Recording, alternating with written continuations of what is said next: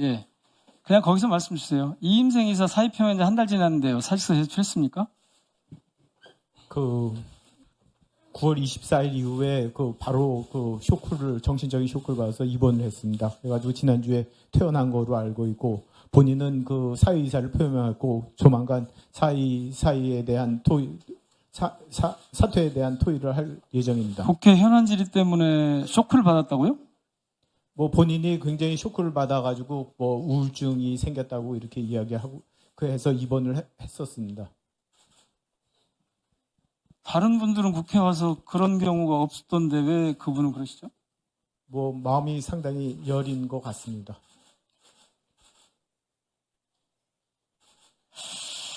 이해가 잘 안 됩니다. 그렇게 마음이 여린 분이 절차에 없는 그런 행동을 했다는 게 이해가 잘 안 되는데요. 예, 좋습니다.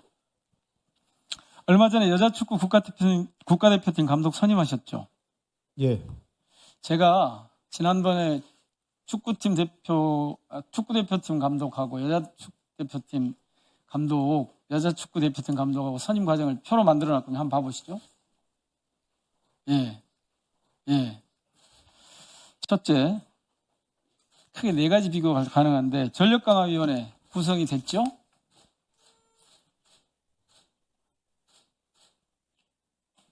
됐죠? 예. 왼쪽이 지금 홍명보 감독, 오른쪽이 신상우 감독. 그러니까 왼쪽이 축구 감독, 오른쪽이 여자 축구팀 대표팀 감독 선임 과정이거든요. 왼쪽이 위원회 구성. 왼쪽은 그러니까 홍명보 감독 때는 위원 5명으로 정족수가 충족되지 않은 상태로 됐고요. 이번에는 위원장도 참석하고 위원 7명이 정족수 충족했습니다. 다르죠?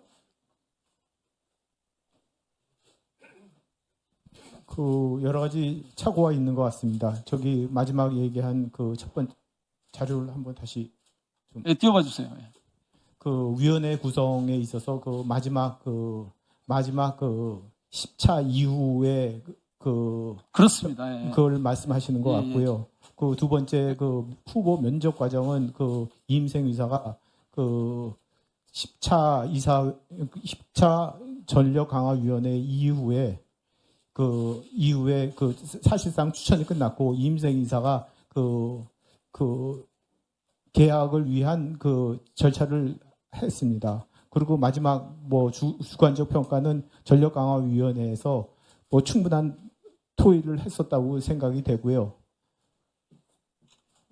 아니, 제가 말씀드리는 건 왼쪽에 홍명보 감독 때하고 오른쪽에 신상호 감독 때가, 오른쪽에 신상호 감독은 저희들이 현안 질의한 다음에 이루어진 거예요. 국회에서 한 다음에. 예. 아주 정상적으로 진행이 됐잖아요. 그리고 마지막 부분은 그때 국회에서 지적해 주셔가지고 내정 후에 이사회 결의를 하고서 그렇게 진행했었습니다. 회장님, 홍명보 감독을 선임할 때는 할 수 있는데, 그러니까 오른쪽에 지금 그 이후에 한 것처럼 저렇게 제대로 할 수 있는데 안 한 겁니까? 아니면 일부러 안 하신 겁니까?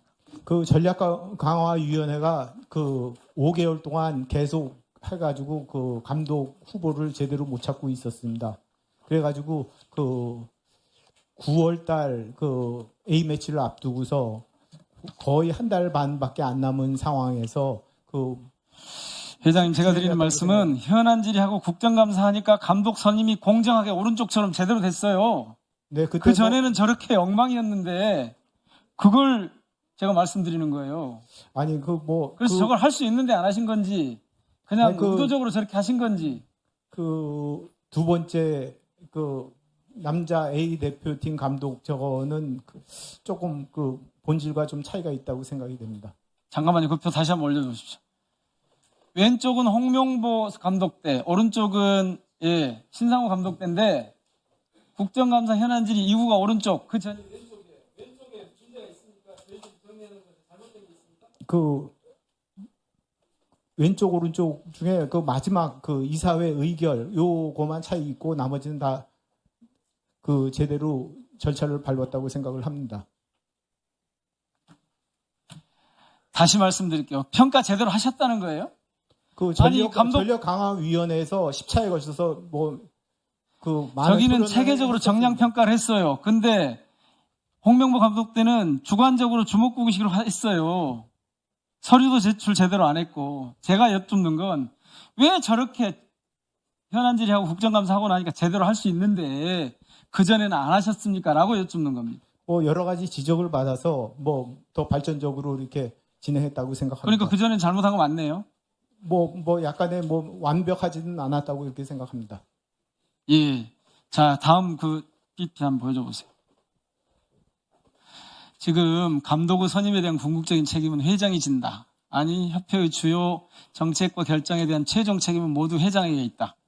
저렇게 달라진, 그러니까 이전에 잘못된 선택, 결정과 제대로 된 결정 사이에서 저희가 궁금한 건 왜 홍명보 감독 때는 절차와 규정을 제대로 지키지 않았습니까? 그래서 어떻게 책임을 지실 겁니까? 라고 여쭙는 거예요. 그 첫 번째 그 홍명보 감독 선임하고 그랬을 때는 그 전력강화위원이 벌써 5개월째 계속되고 있었습니다. 그리고 뭐 계속 공전하고 있었고요. 그 제대로 된 남자 감독을 찾지 못하고 여러 가지 그 시행착오를 겪고 있고, 또 외국인 감독을 그 하고자 했지만 그분들이 그 딴 나라 감독을 하고 또 여러 가지 사정에 의해서 한국 감독을 못 맡겠다고 이렇게 했었습니다. 그래가지고 뭐 이렇게 됐다고 생각을 합니다. 그러니까 홍명보 감독 선임 과정에 문제가 없었고 저는 국민들이나 축구 팬들에게 따로 드릴 말씀이 없습니다. 그런 뜻인가요?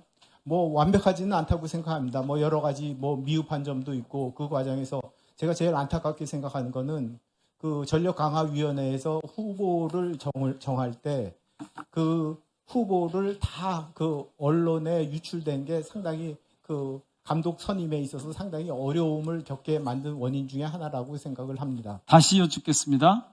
현안 질의하고 국정감사하니까 감독 선임의 공정성이 회복이 됐습니다. 그전에는 그게 안 됐습니다. 어떻게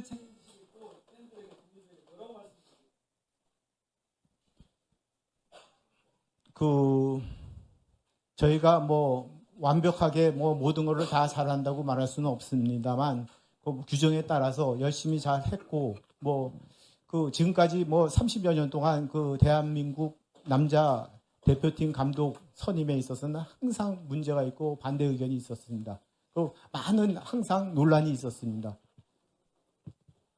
네, 정몽규 회장님, 혹시 이임생 이사님은 언제 쇼크로 입원을 하신 겁니까? 그 바로 그 다음 날 다음 날 했었습니다. 국회 문체위 현안 질의 이후에 그 네, 다음 날 바로 네, 그렇게 했었습니다. 무슨 일로 쇼크를 받으셨나요? 뭐 평생 그 받아보지 못한 그런 스트레스를 받으셨던 것 같습니다.